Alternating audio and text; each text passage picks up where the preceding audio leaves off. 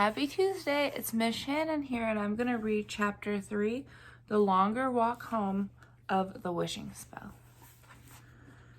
Chapter 2, sorry. Chapter 2, The Longer Walk Home. I'm so excited about this lesson, Alex told Connor as they walked home from school. This was something Connor was used to hearing his sister declare, and it was usually his cue to stop listening. Mrs. Peters made a very good point, you know, Alex continued excitedly, speaking a mile a minute. Thinking about everything children miss out on when they're deprived of fairy tales. Oh, how terrible for them. Don't you just feel awful for them? Connor, are you listening to me? Yep, Connor lied. His attention was focused on an abandoned snail shell he was kicking along the sidewalk. Can you imagine a childhood without knowing all those characters and places? Alex continued. We're so fortunate that Dad and Grandma made such a point of reading them to us when we were little. Very lucky, Connor nodded, although he wasn't exactly sure what he was agreeing with. Every day after school, the Bailey twins would walk home together. They lived in a charming neighborhood that was surrounded by more charming neighborhoods that were surrounded by another series of charming neighborhoods.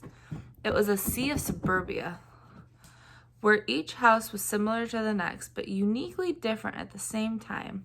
To pass the time as they walked, Alex could tell her brother everything on her mind, all her current thoughts and concerns, a summary of everything she had learned that day, and what she planned to do as soon as they got home.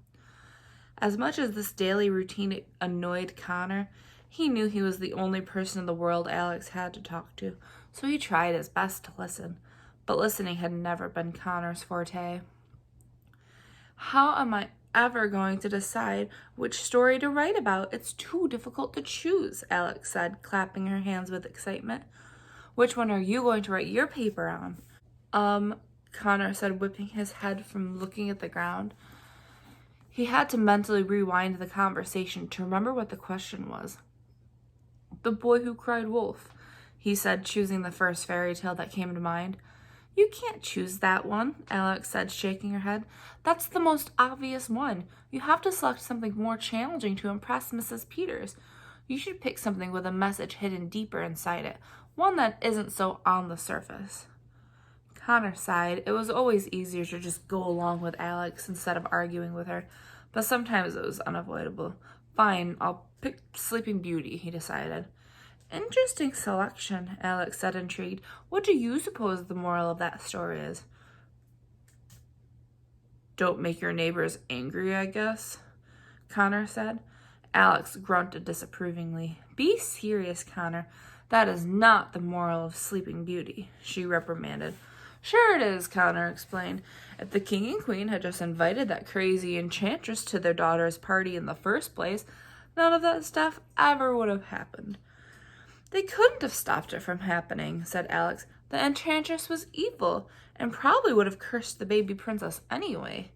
Sleeping Beauty is about trying to prevent the unpreventable.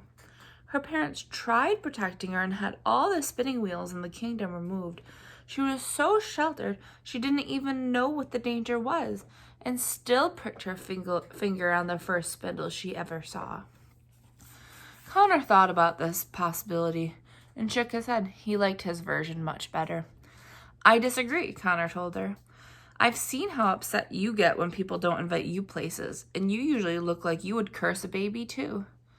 Alex gave Connor a dirty look Mrs. Peters would have been proud of. While there's no such thing as a wrong interpretation, I have to say that is definitely a misread, Alex said. I'm just saying to be careful who you ignore, Connor clarified. I always thought Sleeping Beauty's parents had it coming. Oh? Alex questioned him. And I suppose you thought Hansel and Gretel had it coming too. Yes, Connor said, feeling clever, and so did the witch. How so? Alex asked. Because, Connor explained with a smirk on his face, if you're going to live in a house made of candy, don't move next door to a couple of obese kids. A lot of these fairy tale creatures are missing common sense. Alex let out another disapproving grunt. Connor figured he could get at least 50 more out of her before they got home. The witch didn't live next door. She lived deep in the forest. They had to leave a trail of breadcrumbs behind so they could find their way back, remember? And the whole point of the house was to lure the kids in. They were starving, Alex reminded him. At least have all the facts straight before you criticize. If they were starving, then what were they doing wasting breadcrumbs? Connor asked. Sounds like a couple of troublemakers to me. Alex grunted again. And in your deranged mind, what do you think the lesson of Goldilocks and the Three Bears is? Alex challenged him. Easy, Connor said. Lock your doors. Robbers come in all shapes and sizes. Even curly-haired little girls can't be trusted. Alex grunted again and crossed her arms. She tried her best not to giggle. She didn't want to validate her brother's opinion. Goldilocks is about consequences. Mrs. Peters said so herself, Alex said. Although Alex would never admit it, sometimes arguing with her brother was amusing. What do you suppose Jack and the Beanstalk is about? She asked. Connor contemplated a moment and slyly grinned. Bad beans can cause more than indigestion, he answered, laughing hysterically to himself. Alex pursed her lips to hide a smile. What do you think the lesson of Little Red Riding Hood is? She asked him. Do you think she should have just mailed her grandmother the gift basket? Now you're thinking, he said, although I've always felt sorry for Little Red Riding Hood. It's obvious her parents didn't like her very much. Why do you say that? Alex asked, wondering how he could have possibly construed that from the story. Who sends their young daughter into a dark and wolf-occupied forest carrying a freshly baked food and wearing a bright jacket? Connor asked. They were practically asking for a wolf to eat her. She must have annoyed the heck out of them. Alex held back laughter with all her might, but to Connor's delight, she let a quiet chuckle slip. I know you secretly agree with me, Connor said, bumping her shoulder with his. Connor, it's people like you who ruin fairy tales for the rest of the world, Alex said, forcing the smile on her face to fade. People make jokes about them, and suddenly the whole message is lost. Alex suddenly stopped walking. All the color in her face slowly drained away. Something across the street had caught her eye, something very disappointing. What's the matter? Connor asked, turning back to her. Alex was staring at a large house. It was a lovely home, painted blue with white trim, and had several windows. The front yard was landscaped to perfection. It had just the right amount of grass, patches of colorful flowers, and a large oak tree, ideal for climbing. If a house could smile, this house would be grinning from ear to ear. Look, Alex said and pointed to a for sale sign next to the oak tree. A bright red stripe with the word sold had recently been added to it. It's sold, Alex said, slowly shaking her head from side to side in disbelief. It's sold, she repeated, not wanting it to be true. The little color in Connor's round face drained too. The twins stared at the house for a moment in silence, each not knowing what to say to the other. We both knew it would happen eventually, Connor said. Then why do I feel so surprised? Alex asked softly. I guess it had been for sale for so long, I figured it was just, waiting for us. Connor saw tears begin to form in his sister's eyes, though through the tears forming in his own. Come on, Alex, Connor said and kept walking. Let's go home. She looked at the house for a second more and then followed him. This house was the only thing the Bailey family had recently lost.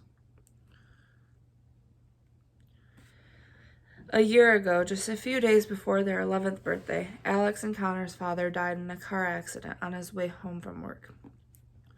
Mr. Bailey had owned a bookstore a few streets away named Bailey's Books, but all it had taken was a few small streets for a big accident to happen. The twins and their mother had been anxiously waiting for him at the dinner table when they got the phone call, telling them their father wouldn't be joining them that night, or any night after that. He had never been late to dinner before, so as soon as the telephone rang, they all had known something was wrong. Alex and Connor could never forget the look on their mother's face when she answered the phone. a look that told them without saying a word that their lives would never be the same. They had never seen their mother cry like she did that night. Everything had happened so fast after that. It was hard for the twins to remember what order it all happened in. They remembered their mother making tons of phone calls and having to deal with a lot of paperwork. They remembered that their grandmother came to take care of them while their mother made all the funeral arrangements. They remembered holding their mother's hand as they walked down the church aisle at the funeral. They remembered the white flowers and the candles and all the sad expressions on everyone's faces as they passed. They remembered all the food people sent. They remember how sorry people told them they were. They didn't remember their 11th birthday because no one did.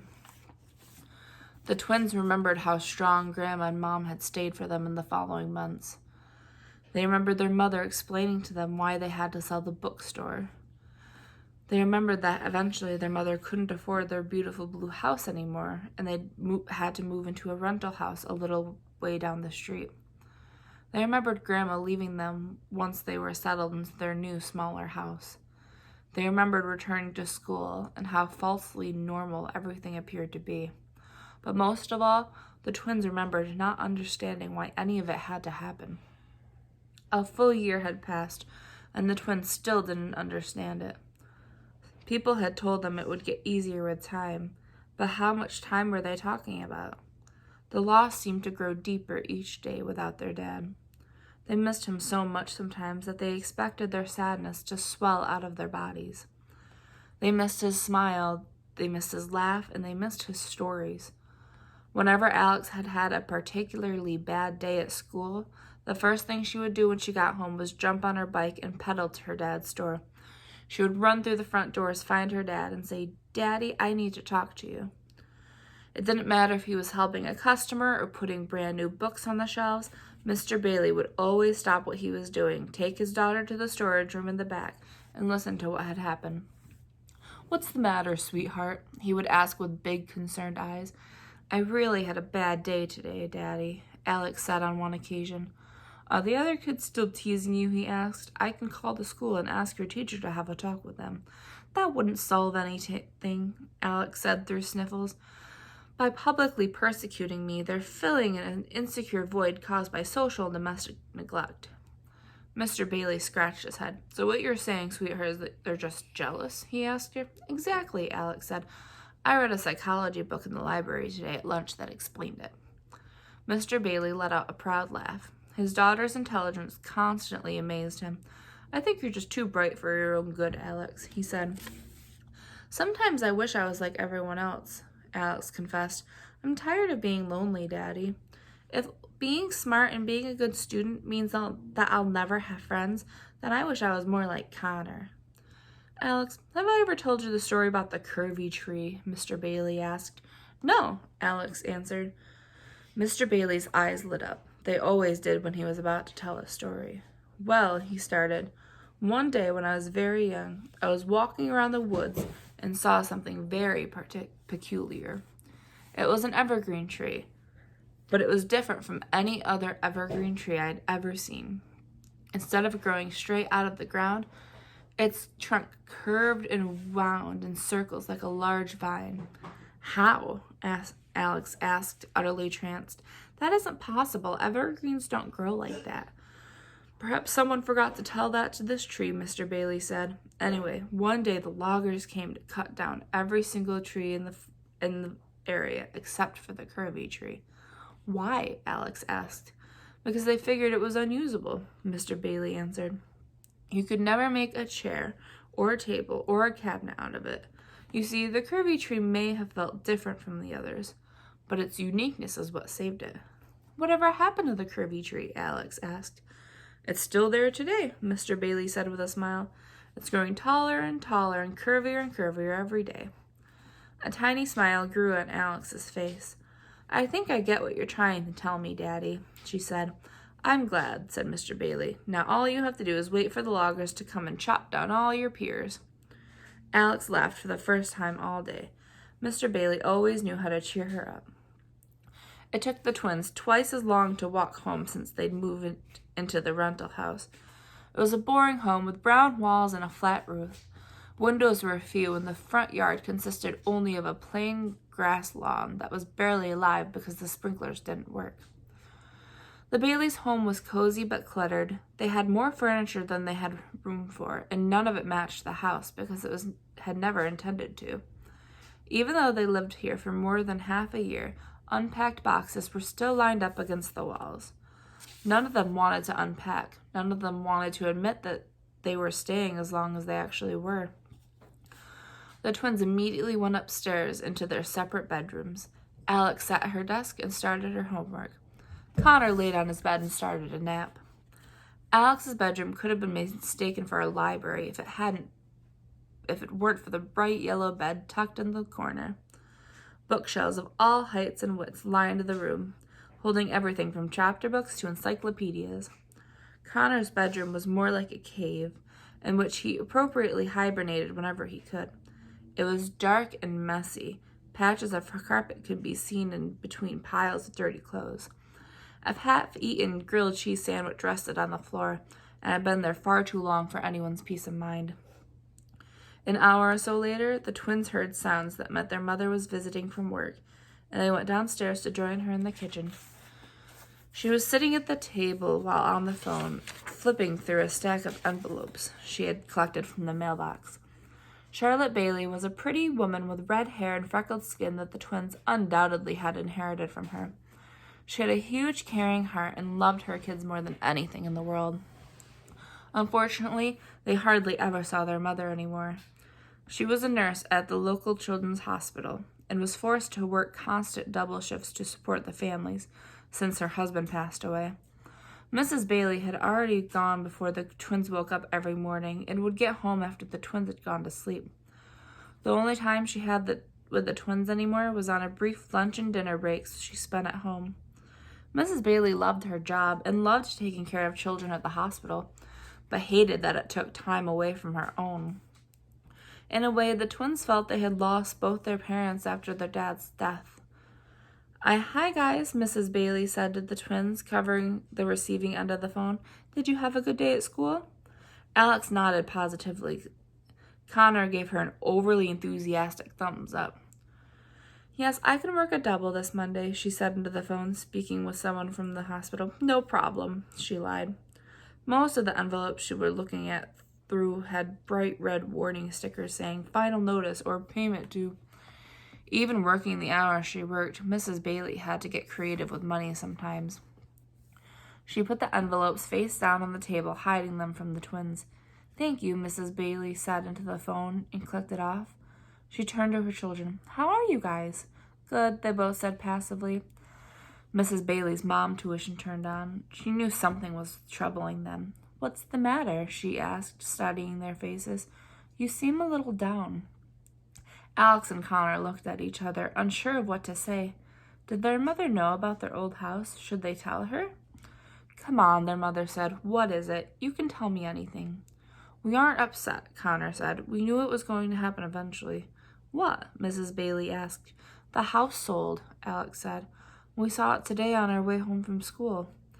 There was a moment before anyone said anything. This wasn't news to Mrs. Bailey, but the twins could tell she was just as disappointed about it as they were, and hoped that they hadn't noticed it. Oh, that, Mrs. Bailey said, brushing it off.